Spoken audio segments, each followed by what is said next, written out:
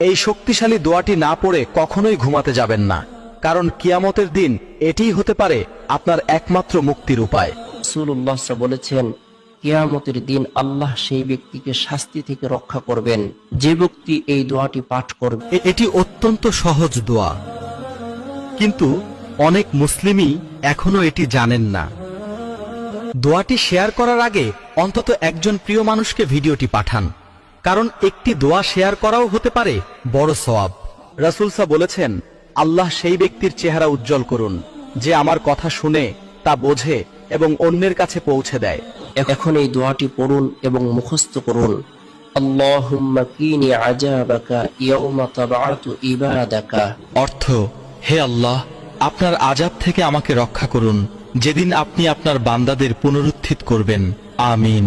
এই দোয়াটি নবী করিম প্রত্যেক ফরজ সালাতের পরেও পাঠ করতেন।